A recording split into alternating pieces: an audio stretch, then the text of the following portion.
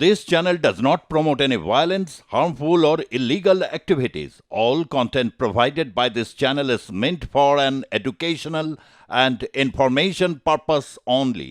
প্রধান উপদেষ্টা আপনি এ ধরনের কথা বলে ফেললেন নিজের দেশকে অপমান করে অত্যন্ত গুরুত্বপূর্ণ দিনে একেবারে ভিজে বেড়ালের মতো মরিয়া হয়ে যে ছুটেছিল চিড়ে chicken neck chicken neck chicken neck বলেই যাচ্ছেন চিকেন নেক তো কি হয়েছে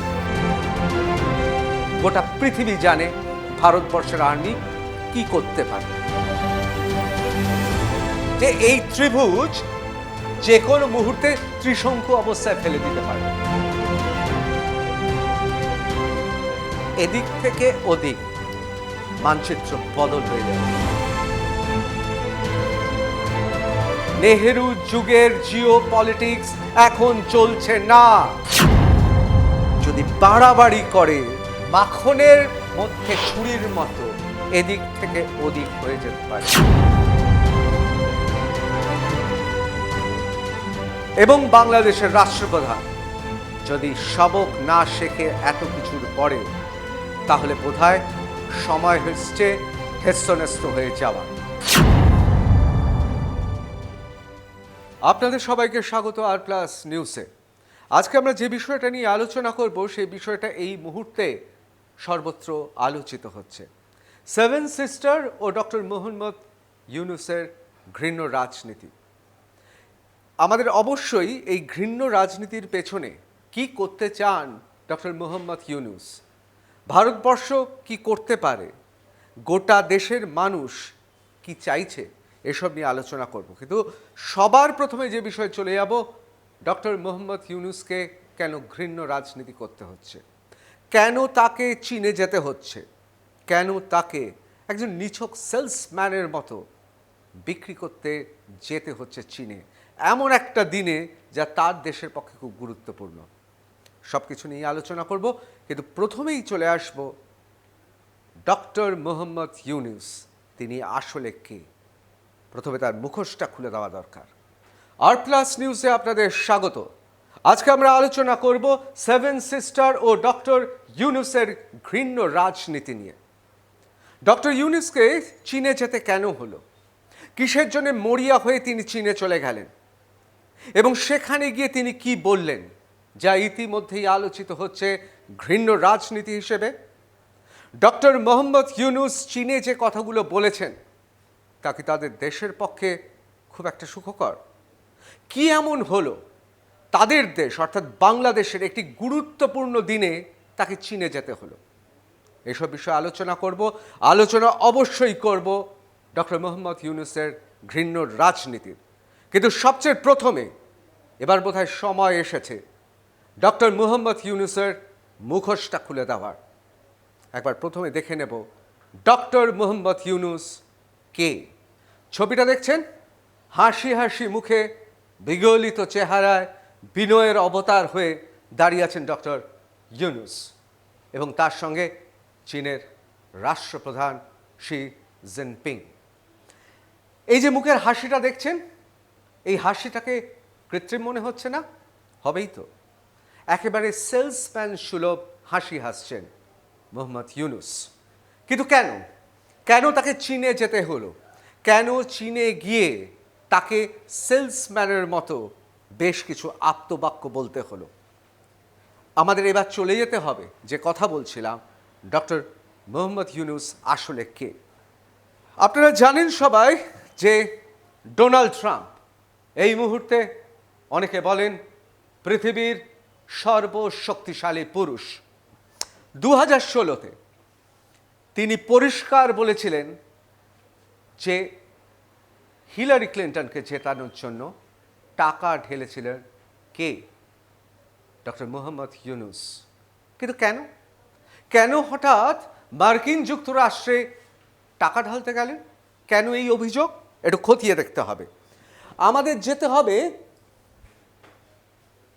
এই ছবিটা দেখতে পাচ্ছেন আলফ্রেড নোবেল লেখা রয়েছে নোবেল জয়ী মুখে সেই হাসি আসলে একটা ব্যক্তিত্ব তৈরি করা হয়েছে ব্যক্তিত্বকে নির্মাণ করা হয়েছে মার্কিন যুক্তরাষ্ট্রের একদল ক্ষমতালোভী মানুষ গোটা পৃথিবীতে ব্যক্তিত্ব নির্মাণ করেছে। কীরকম? আপনারা বলিউড ছবি দেখেছেন তো? মনে করুন বলিউড ছবিতে কেউ অভিনয় করতে যাচ্ছে, প্রযোজক সংস্থা কি করে? প্রযোজক সংস্থা সেই নায়ককে বা নবাগতা নায়িকাকে নিয়ে বিভিন্ন ইভেন্ট ম্যানেজমেন্ট করে। এই ইভেন্ট ম্যানেজমেন্টগুলো কেন করা হয় জানেন? তার একমাত্র কারণ, যাকে নায়ক করব বা নায়িকা করব, যে হবে মুখ আমার পণ্যের, তার একটা মার্কেটিং করা দরকার। অনেকে বলে এই নোবেল পুরস্কারের পেছনে লবি কাজ করেছিল, এবং সেই লবি এতটাই শক্তিশালী ছিল সেই সময় যে ডক্টর মুহাম্মদ ইউনুসকে নোবেল দেওয়া হয়। এই ছবিটা দেখছেন, যে কথা বলছিলাম, কে দাঁড়িয়ে আছে দেখতে পাচ্ছেন? বারাক ওবামাকে চিনতে পাচ্ছেন? আসল পরিচয়টা কি? আসল পরিচয়টা তিনি ডেমোক্র্যাট। আসল পরিচয়টা তিনি একদা ডেমোক্রেটদের মুখ ছিলেন, এবং ডেমোক্রেটদের মার্কিন যুক্তরাষ্ট্রের পদপ্রার্থী ছিল সর্বময় কর্তা হওয়ার। দেখতে পাচ্ছেন কিভাবে কিভাবে ডেমোক্র্যাট অর্থাৎ বারাক ওবামা কিভাবে সম্মানিত করছেন মুহাম্মদ ইউনুসকে। আসলে ডক্টর ইউনুসকে ক্লিন্টন ফাউন্ডেশন দীর্ঘদিন ধরে, যাকে বলা যেতে পারে ফান্ডিং করছিল, এবং তাকে মুখ হিসেবে তুলে ধরতে বিশ্বের দরবারে তার যা যা দরকার সেই অলংকারে ভূষিত করছিল। এরপরে ছবিটা দেখব, খুব গুরুত্বপূর্ণ ছবি। দেখতে পাচ্ছেন বিল ক্লিন্টন। দেখুন বিল ক্লিন্টন, কি মনে হচ্ছে না অভিষেক করাচ্ছে কাউকে, কাউকে পরিচয় করিয়ে দিচ্ছেন বৃহত্তর পৃথিবীতে ক্ষুদ্র স্বার্থে? ঠিক এই ঘটনাটাই ঘটেছে। আসলে ক্লিন্টন ফাউন্ডেশনের একজন কর্মী তো তিনি, আদতে তো একজন কর্মী ছিলেন। আমরা পরের ছবিটা দেখব, আরও পরিষ্কার হবে। দেখতে পাচ্ছেন, দেখতে পাচ্ছেন বাইডেন অর্থাৎ আরেক ডেমোক্রেট প্রেসিডেন্ট কিভাবে জড়িয়ে ধরেছেন ডক্টর মুহাম্মদ ইউনুসকে। এ প্রসঙ্গে একটা কথা খুব খোলসা করে বলা ভালো। আমাদের দেশে গলায় গলায় হাত দিয়ে দুই বন্ধু যায়, গলাগলিটা আমাদের দেশে হয় পুরুষে পুরুষে, কিন্তু মার্কিন যুক্তরাষ্ট্র বা পাশ্চাত্যের যে কোনো দেশে একমাত্র ভাই বা খুব ঘনিষ্ঠ বন্ধু ছাড়া, অথবা খুব স্নেহের কেউ ছাড়া দুই পুরুষের এই ছবি দেখেছেন? মিলিয়ে নেবেন আমার কথা।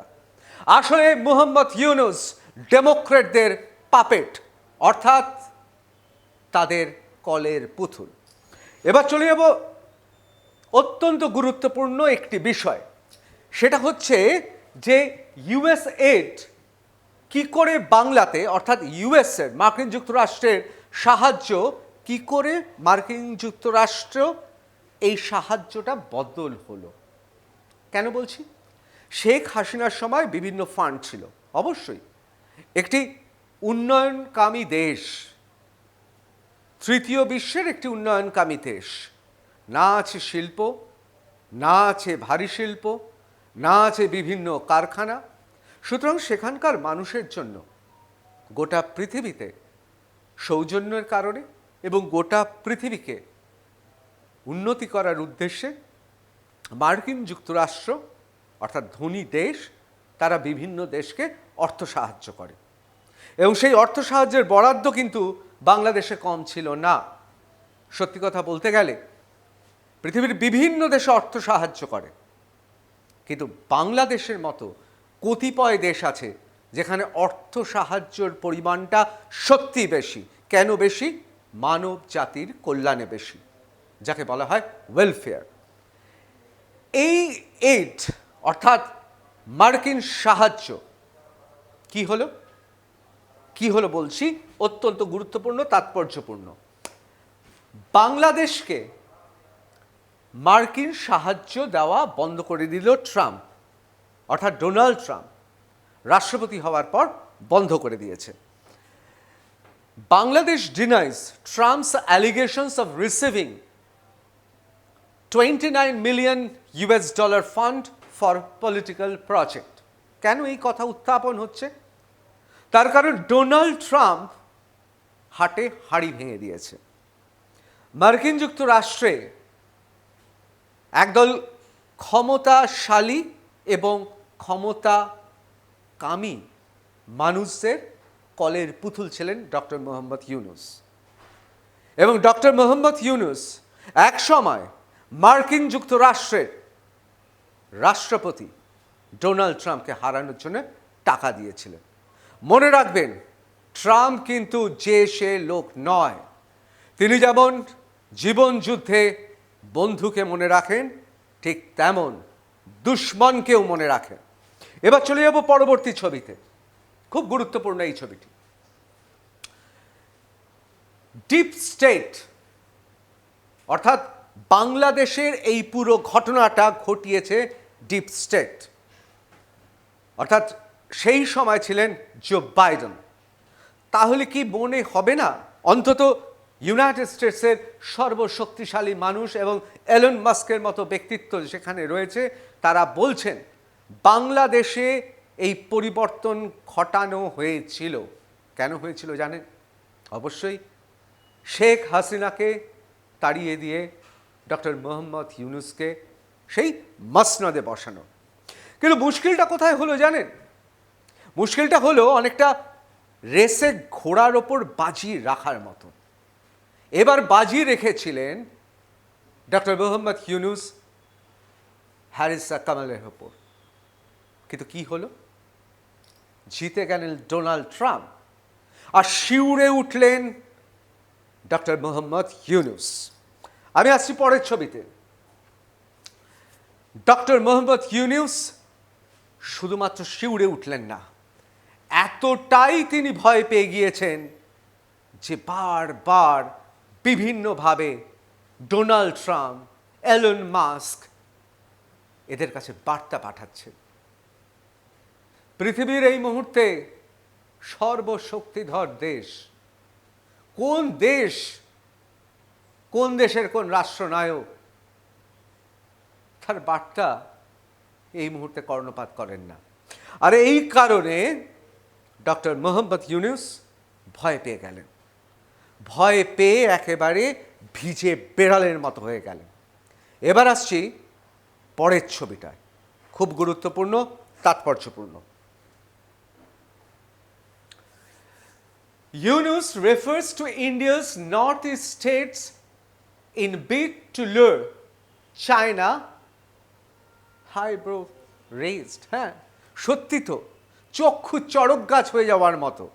তার কারণ ডক্টর মোহাম্মদ ইউনুস আমাদের উত্তর পূর্ব যে রাজ্য, 7টি রাজ্য, যেখানে আসামকে বলা হয় গেটওয়ে অফ ইস্ট, এবং তারপর একে একে রাজ্যগুলি যাদের 7 সিস্টার বলা হয়, তাদের নিয়ে সওদা করতে চলে গেলেন চীনে। কি বলছেন? তিনি বলছেন যে বাংলাদেশ ছাড়া নাকি কোনো পথ নেই চীনের।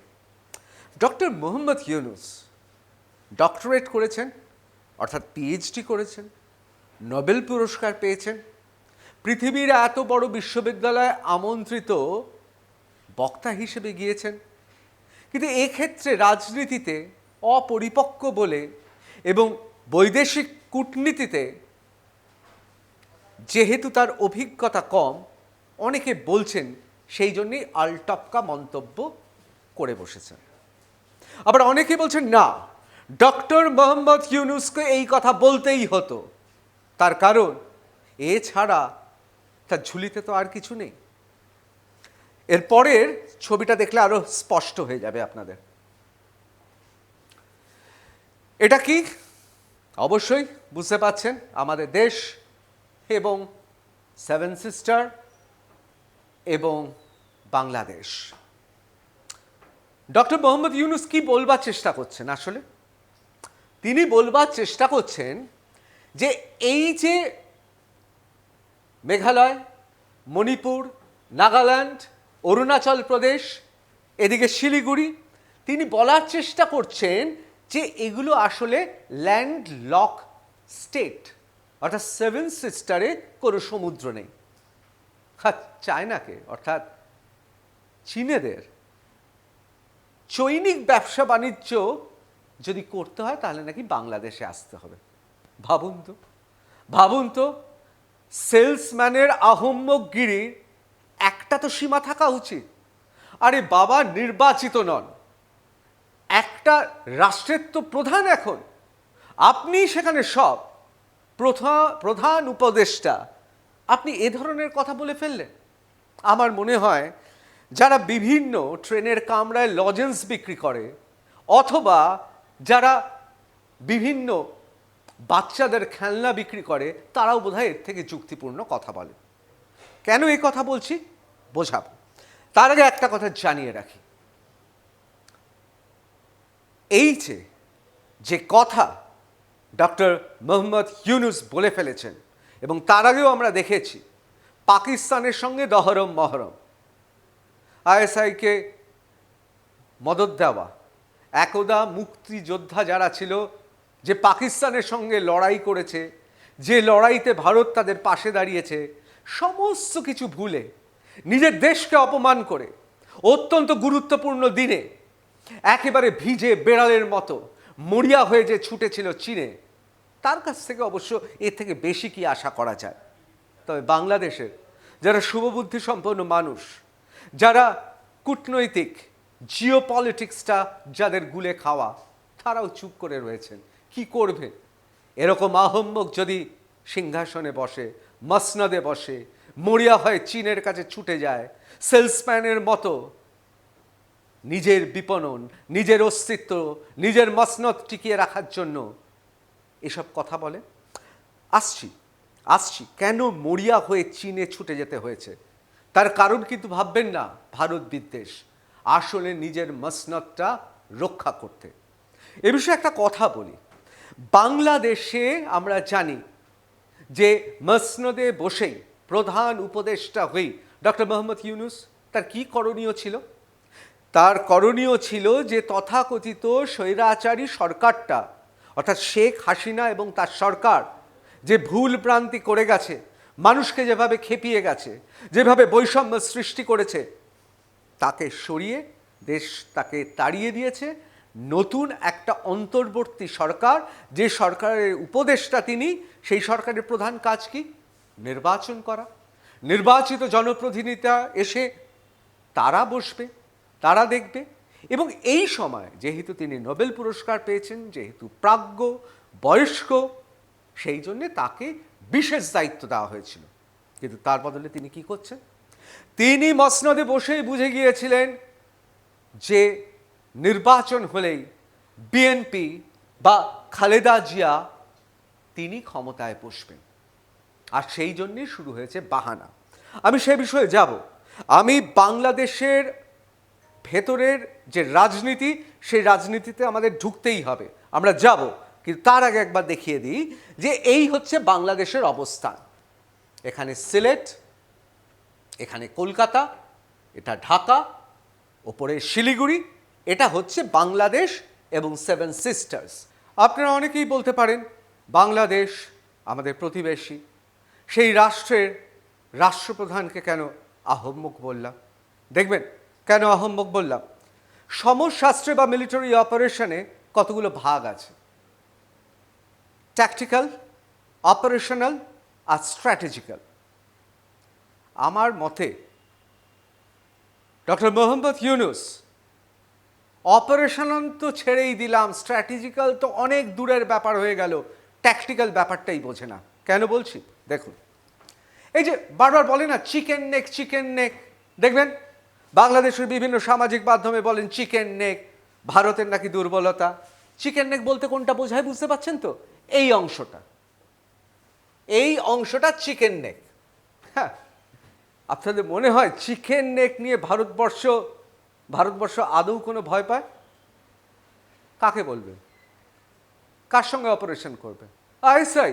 আরে আইএসআই আগে বেলুচিস্তান তাদের গরিলাদের সঙ্গে যুদ্ধ করুক, তারপর তো আমাদের সঙ্গে যুদ্ধ করতে আসবে।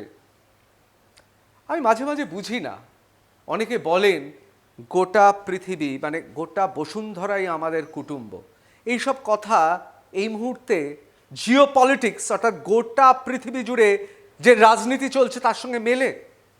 দেখুন না, কলা তুলে রাশিয়া ইউক্রেনকে আক্রমণ করে দিল, কতদিন হয়ে গেল? রাষ্ট্রসংঘ কিছু করতে পারলো? পৃথিবীর কোনো দেশ কিছু করতে পারলো?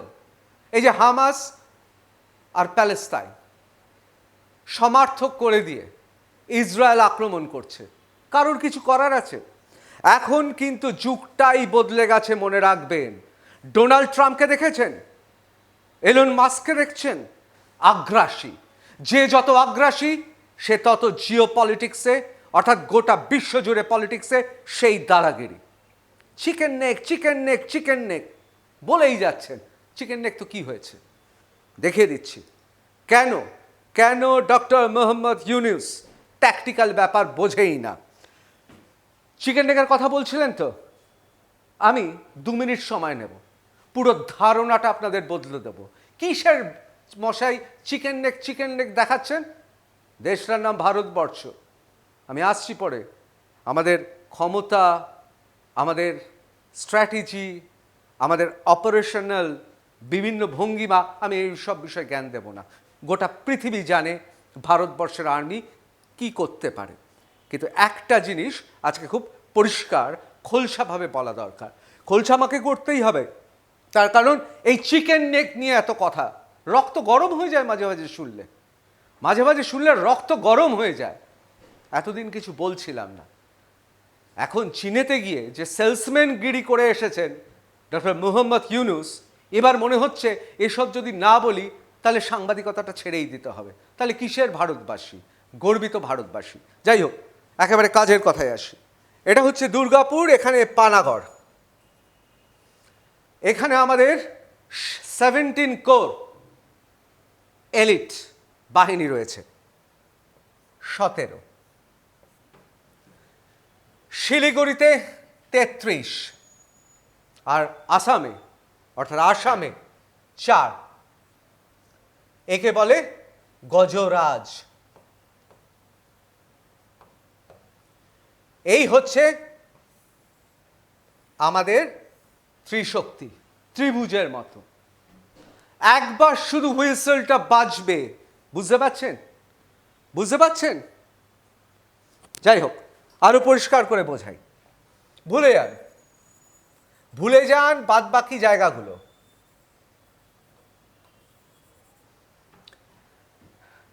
আপনারা দেখেছেন ত্রিভুজটা?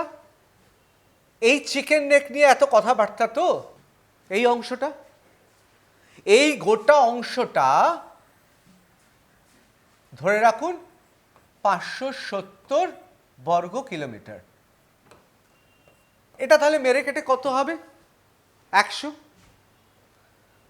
ডক্টর মোহাম্মদ ইউনূস সেলসম্যান রূপে চীনাকে গিয়ে কি বোঝাচ্ছে জানেন? তাদের বোঝাচ্ছে যে তোমাদের যদি ব্যবসা করতে হয় তাহলে বাংলাদেশের মধ্য দিয়ে ব্যবসা করতে হবে।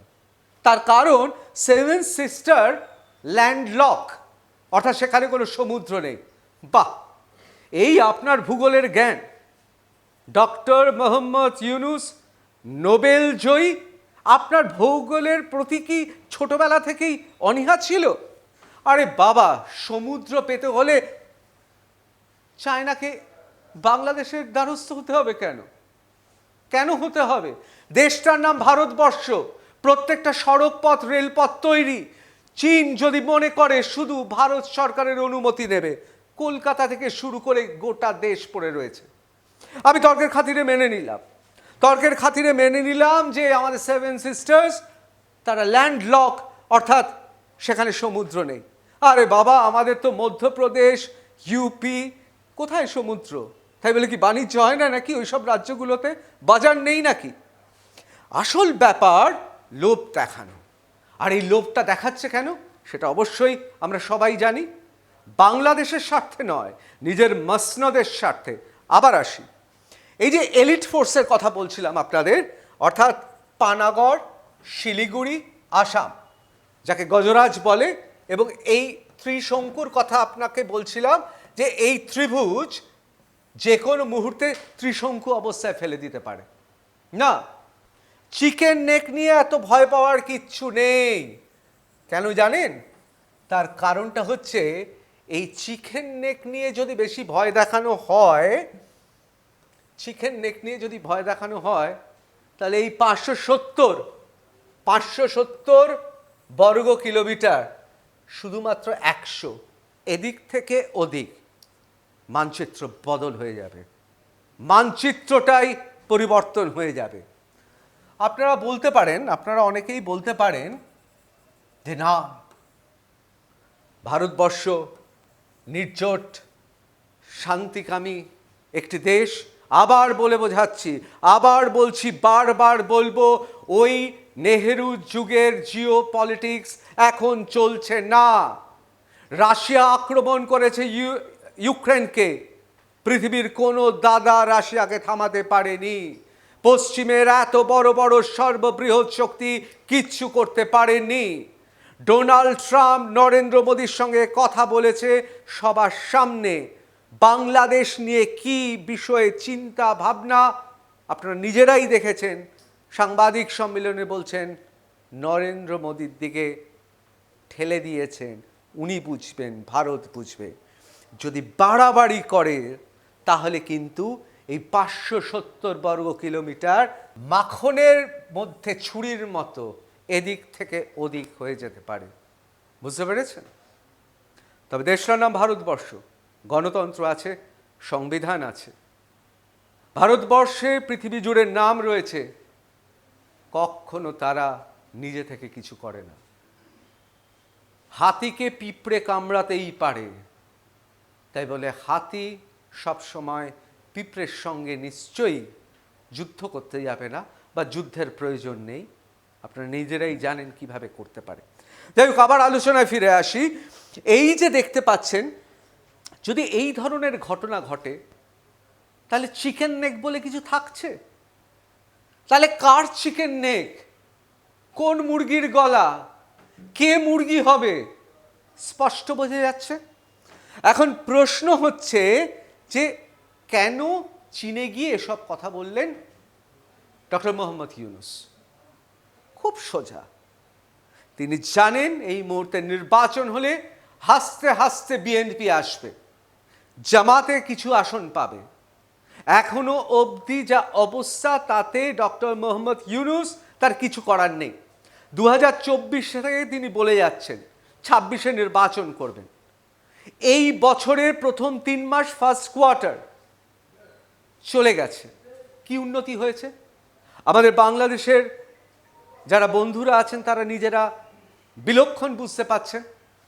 আসলে বাংলাদেশকে বাজিয়ে রেখে ডক্টর মোহাম্মদ ইউনূস চাইছেন চীনা সাহায্য, যাতে সেই সাহায্য দেখিয়ে কোনো মতে সময়টাকে কিনে বাংলাদেশে ক্ষমতায় আসতে পারেন। বুঝতে পারছেন কতটা ভয়ানক? বাংলাদেশ সেই দেশকে বাজি লাগাচ্ছেন শুধুমাত্র বয়সকালে মতিভ্রম হয়েছে বলে।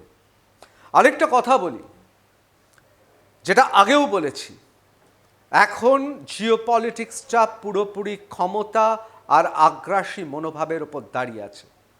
অর্থাৎ বার যদি কেউ চিকেন নেক বলে, তাহলে বুঝতে পেরেছেন তো কি করার ক্ষমতা রাখে।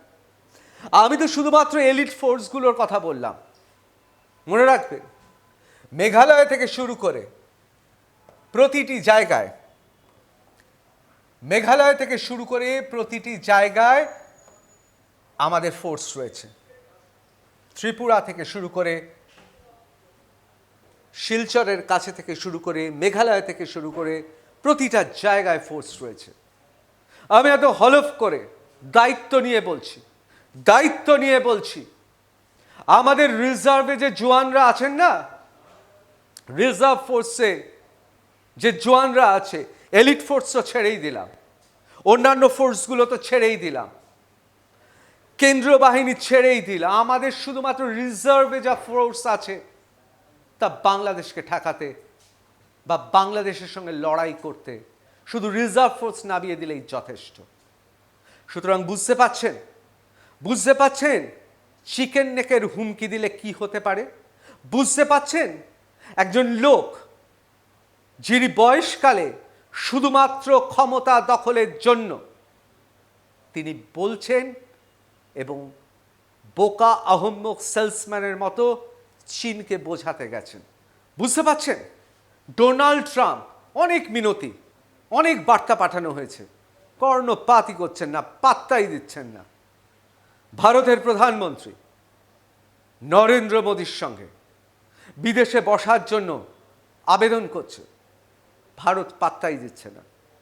দেবে কেন?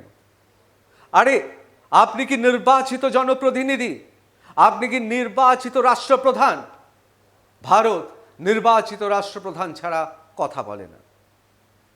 আরেকটা কথা খুব পরিষ্কার করে জানায়, বাংলাদেশের মানুষও বুঝতে পাচ্ছেন যে আসলে গোটা দেশটাকে বাজি রাখা হচ্ছে।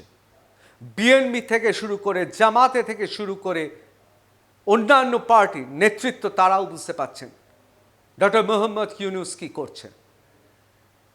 আমি ব্যক্তিগতভাবে মনে করি ভারত তার আগ্রাসী ভূমিকা দেখানো আসলে কোনো বেপরোয়া বা কোনো বলা যেতে পারে সামরিক ভাষায় কোনো হঠকারী সিদ্ধান্ত নয়। এই সময় জিও পলিটিক্সে এইরকম আগ্রাসী শক্ত মনোভাব তাকে আরও শক্তিশালী করে, কারণ কোনোভাবেই ভারতের সঙ্গে বাংলাদেশের টাফ ফাইট নয়। আবার অন্য দিক থেকে এটা খুব পরিষ্কার যে বাংলাদেশ এবং বাংলাদেশের রাষ্ট্রপ্রধান যদি সবক না শেখে এত কিছুর পরেও, তাহলে বোধহয় সময় হচ্ছে হেস্তনেস্ত হয়ে যাওয়ার। পাকিস্তান তার লাইন অফ কন্ট্রোল নিয়ে একটা সময় বলা হতো ওদের কাছে পরমাণু শক্তি আছে, ওদের কাছে অ্যাটম বোম আছে, আমরা ইচ্ছে করলেই জয় করতে পারি, কিন্তু ওরাও ক্ষমতাশালী। এখন বিশ্বের রাজনীতিতে এই সংজ্ঞাগুলো বদলে গেছে। হ্যাঁ, যার কাছে নিউক্লিয়ার ওয়েপন আছে অন্যদের কাছেও আছে, আমরা জানি। তাই বলে কার্গিল যুদ্ধ হয়নি, তাই বলে অন্যান্য যুদ্ধ হয়নি। সুতরাং এই সময়ে দাঁড়িয়ে ভারতবর্ষের সার্বভৌমত্বের প্রতি কেউ যদি কোনোভাবে কোনো রকম এমন কথা বলে, তাহলে সেটা ভারতবর্ষ সহ্য করবে না। আর ডক্টর মোহাম্মদ ইউনূস মাইকেল মধুসূদন দত্তের একটি বিখ্যাত নাটক আছে, পড়ে নেবেন, বুড়ো শালিকের ঘাড়েরও, আপনার কাজে আসবে। আপাতত বিদায় নিচ্ছি, ভালো থাকবেন বন্ধুরা।